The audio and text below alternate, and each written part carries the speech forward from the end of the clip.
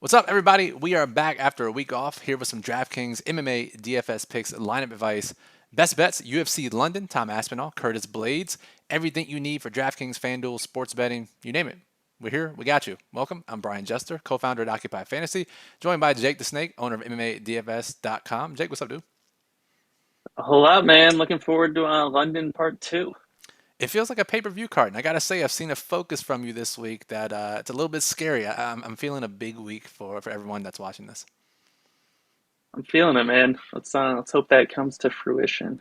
Sounds good. So what we do in these videos, we break down the main event from a betting and DFS perspective, what Aspinall versus Blaydes, how it's going to play out. We talk about any newcomers on the card. We do have one this week, so we'll talk about their background, their fighting style, what we can expect from them. We'll play good fighter, good matchup, bad matchup for any fighter who has 3 fights or less. There we go. In the UFC to give you a bigger sample than what their stats say. We'll talk about some prize picks plays, a fight that you have to target for DFS, and then stick around for our stream parlay for our 2 favorite bets of the week at the very end of the video. If you like what you see, make sure you subscribe to the channel.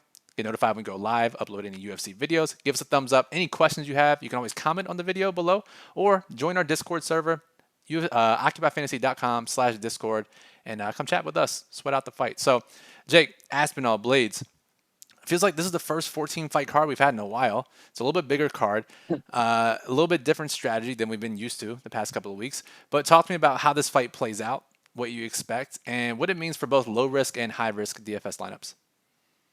Yeah, man. I think this is a pretty interesting fight. We've seen Aspinall shoot up the charts. He's coming off the win over Volkov. Really impressive first round submission. Now he's getting his toughest test in the UFC. It wasn't that long ago he was fighting Alan Badeau, and now he's fighting Curtis Blaydes. So steps in Aspinall. He's on an 8-fight winning streak. He's never been past the second round in his career. So, when he wins, it comes early. He's only even been past the first round 3 times, and he went 1-2 in those 3 fights. Although, in fairness to him, one of them was a disqualification for illegal downward elbows. So if we throw that out, he's basically 1-1 in the second round. He got submitted once, and he landed a submission once. So all of his knockouts have come in round 1. Quick finisher. He is a BJJ black belt, which will probably be useful here against, a wrestler like Curtis Blaydes. It's going to be interesting, though, because the big question marks with Aspinall, we don't know what his cardio looks like. We don't know what his defensive wrestling looks like. If he doesn't get a first round finish here or an early second round finish, we're going to learn about both of those. But with Curtis Blaydes, he's also coming off sort of an interesting performance. He did not attempt a takedown for the first time in the UFC. Like 15 UFC fights, first time he didn't attempt a takedown. Knocked out Chris Dawkins on the feet. You hear him talking. He's like, yeah, I don't want to like just spam takedowns anymore. I think his approach to fighting after he got knocked out by Derek Lewis kind of changed because he just dove in headfirst into a knockout there. As it should, He's by trying the to be, way. yeah. I mean, in fairness, once you get knocked out cold, you probably should change something up. So he's trying to be a little more well-rounded, which, I mean, probably good long-term for his game, but probably bad in terms of a DFS perspective and just like guaranteeing that we see a high score in his fights. Because if he stays on the feet, we have a higher chance, with heavyweights that maybe we see a lower volume first round. If it sneaks into round 2 and we get an early second round finish, that's not going to score as well if we don't see a ton of volume in round 1. So I would say Curtis's new approach to fighting brings down this feeling in his fight some. It used to be like, well, Curtis is either going to score 150 points because he's going to land 12 takedowns, or he's going to get knocked out and another guy's going to score really well. Whereas now there's at least some window for how the fight busts if we do see a little bit lower volume and he doesn't shoot for takedowns, which who knows? It's one fight. Maybe he will go right back to shooting for takedowns. Maybe he won't. Either way, Aspinall has been great. Historically, Blaydes has been great. But I would say that's the one way where you could say in high risk contests, you don't necessarily have to have one in every lineup, because if it does make it past the first round, then it's possible that, neither of these guys ends up in the winner if we see the winner score 90, 95 points with a second or third round finish. Especially now that we have 14 fights. That's one of the reasons I brought that up, because when it's 11, 10, 12 fights on a card, a little bit more likely that the 5-rounder gets in there. But now 14 fights, now we have 4 extra fighters to help bump those guys from the optimal when they win. So definitely makes it interesting. What about low risk contests? Typically, we're not stacking heavyweight fights, but we are stacking 5 rounders usually. But I think the pricing makes this one a little different. Yeah, we were talking about that earlier. It's a little bit tricky, Initially, I was like, yeah, I don't love this for low risk, but maybe you stack it and just, take the 100 points or whatever you're probably going to get from the winner. But the more I was thinking about it, we talked about it some. The loser's probably going to score like 10 points potentially, so it gets a lot harder to stack. So you don't have to play low risk this week. I think by not having a very stackable main event, it's a worse low risk week. Like it's inherently a higher risk, low risk. So why not just play high risk? Yeah. But I think you could probably get away with just playing one of them and then playing a different cheap fighter. Someone that has a higher floor like Leonardo, Goldie, someone that's probably not going to get finished early and is probably going to, even in a loss, score better than the loser of the main event.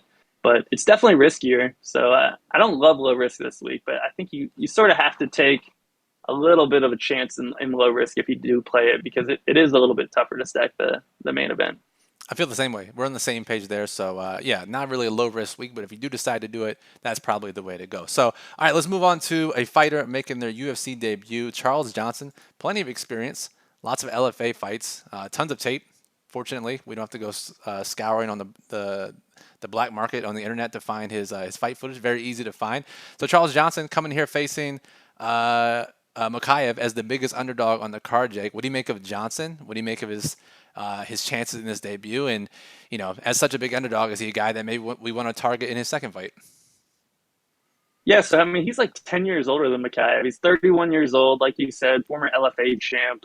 He's been in multiple 5 round fights, durable, good cardio. I didn't think he looked super dangerous, not really that much of a grappler. I would say his defensive wrestling is okay. Like he's good at getting back to his feet. I mean, he can land submissions, but in general, he's not looking for takedowns. He's looking to push the pace on the feet. He's looking to outlast people. Doesn't have like a ton of power, but he's gotten some finishes late in fights. Yeah, I don't know. I want to see how he looks in the UFC. I want to see how he looks against a wrestler like Mikhaev. I think we're going to learn a lot as to whether or not we're going to be super interested in playing him in the future. But he does seem like a guy that can land a bunch of striking volume. So I would say for that reason alone, if he gets destroyed here and we can get him cheap next time, I think he's going to have a pretty solid floor through striking volume alone. But tough spot for him, man. Really tough spot against Mikhaev here. Super tough spot. So again, probably not someone you want to play this week, especially at 6,700 plus 400 or so underdog. But let's keep an eye on him for next time. All right, Jake, let's talk about good fighter, bad fighter. Good matchup, bad matchup. We look at fighters that have three fights or less in the UFC. That's not a huge sample size for their UFC stats for most fighters. So can just give you a little more context to these fighters. So we'll start at the very top. And Johnson's opponent, Makayev, just has a minute of octagon time after getting the quick win bonus against Durden in his debut. Good fighter, bad fighter. Good matchup, bad matchup. Yeah, man, he's definitely a good fighter. It's not a great matchup for a finish, but I think it's a sneaky good matchup to land a bunch of takedowns just because Johnson's good at getting up, but not necessarily the best at not getting taken down. Which is exactly how you hit takedown ceilings for sure. So, all right, moving on down. Mason Jones, 2 fights on his record, 3 if we count the no contest against Alan Patrick. But Mason Jones, I assume we think he's a good fighter. And what do you think of this matchup with Klein? Yeah, I mean, Jones is a great fighter. I've been on him since, before his debut, since his Cage Warriors days. In general, Klein's a tough matchup just because he's lower volume, super powerful. But, the way Jones fights, I think that he can probably make up for the fact that Klein is so dangerous, especially with that head kick. And Klein, he's fighting at 155 now. He used to be at 145. We haven't seen his power translate yet. His first fight at 155, it went the distance. So we haven't seen him finish anyone in the UFC at 155. So maybe it's a less daunting matchup than it would have been at 145. For sure. All right, moving on down, we have Paddy Pimblet, everyone's favorite hero or villain this week. Yeah, that's you can call Patty a good fighter or a bad fighter. I would say he's an exciting fighter, and from a DFS perspective, he's good. Great And DFS fighter. yeah, great DFS fighter. Yet to be determined whether he's an actual good fighter. He's got a lot of holes in his game, man. He'll have a lot to clean up. I think that everyone in the world is waiting for the right matchup to bet against Paddy Pimblet, and I'm not convinced this is it. I'm not convinced that Jordan Levitt's a good fighter. He's a good wrestler. He has no striking. but he might be a durable enough fighter to not get finished. But that's yet to be determined. We'll see, man. That's a tough one to answer, but I'm going to say good DFS fighter, bad DFS matchup. All right. That's a good cop out. I like it. Okay. Mandy Bohm at 8,400, who looked miserable in her first fight. This is her second fight in the UFC. She's a terrible fighter and a good matchup. All right. So what about her opponent, Leonardo, then? I assume you think she's a bad fighter? Also terrible fighter, also good matchup. By the way, you and I were talking this week. Her strength of schedule is outrageous. It's insane, man. Her losses are like what to Maverick, Blanchfield, Melissa Gatto, Furo. like literally, I was telling you she must have Dan Ige manager. I mean, it's insane that who her losses have come against. And she's broken her arm in both of her UFC fights. Like, what the hell is going on with her? Now that's a trend. So get ready for the round 2 KO, the broken arm. Chris Curtis Yep. stepping in here, short notice to fight Jack Hermanson. Yeah, man. Chris Curtis is a good fighter. Really impressive performance in his last outing. He defended like 20 takedowns against Vieira, which bodes really well for going against Hermanson, who basically only wins fights when he lands takedowns. So good fighter, but that's still a bad matchup. For sure. Okay. Klein has 4 fights. Goldie, I think, is the last one here with just 3 fights. 24K. What we got? Yeah, I think she's a bad fighter, but I think it's a good matchup for scoring, a bad matchup for winning. Fair enough. Fair enough. And if you don't follow us very much, you may say, how is that possible? Well, again, we're looking at ranges of outcomes here, not necessarily predicting the outcomes of fights. Well, Jake does a lot on his site, MMADFS.com. Again, go check it out. But yeah, we're thinking of ranges of outcomes here, especially for DFS tournaments. Now, Jake, speaking of DFS tournaments, what's a fight that you think whoever wins is very likely to score well and be in the optimal tournament winning lineup? Yeah, so on this slate, I would say there's less fights than normal that I'm looking to target both sides of. But one that I would consider would be the Herbert Nelson fight, just because I'm so confident that that ends in a knockout. I mean, there are ways that Herbert gets a knockout and gets outscored by the other high priced fighters. If Nelson knocks him out, Herbert's chin has been super suspect. I think it's gonna be tougher for Nelson to get left out at just 7,200. So on a slate where there's like the dogs I like, I don't like the faves as much, and the favorites I don't like the dogs as much. So on a slate like that, that would be my top. So it would be Herbert Nelson. I think that's fair. Yeah, it's normally every week we have like, oh, there's these 3 fights you got to get a piece of, but not necessarily as much this week, even with 14 fights on the card. Now, you see the Prize Picks banner here on screen. Use promo code OCCUPY, get a 100% deposit match bonus. Parlay, props, great way to get some more action, especially on UFC, some soft lines over there. Jake, what's a line or two that sticks out to you this week over on Prize Picks? Yeah, so I really like Jacasey over 2.5 takedowns. Basically, all of his wins include takedowns. He's coming off, I think he landed like 11 takedowns or something on maybe 18 attempts in his last fight. Now he's going against an opponent who's completely helpless off his back in Hadzovich. And we never see Jacasey land finishes. So, some guys are like, oh, well, we're worried about the takedown over because what happens if he lands one and finishes them? Well, Jacasey never finishes anybody. So over 2.5 looks pretty good. I'm sure I just jinxed that, but still like it. Another one. Round one sub incoming for sure.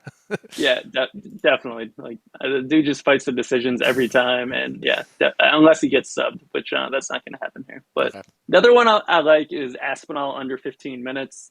I mentioned he's never been in a fight that lasted longer than 10 minutes, so under 3 rounds seems pretty solid there. For sure. So go parlay those together. Find a couple more. Jake has some more picks on his Patreon. His premium content, MMADFS.com. There'll be some more in the Daily Plug, which is releasing tonight. We're recording this Friday afternoon. The plug will be out Friday evening, a little bit earlier publishing time with the earlier start time in London. So, yeah, more time for you to digest it. And then, the plug will be out later. So go check it out. The link's in the description below. It'll be out, 9-10 p.m. Eastern on Friday. And Jake, finally, let's close out with our stream parlay. I'll pick a bet. You pick a bet. Again, you have all the bets on your site that you're taking. You're going to put some more in the plug tonight.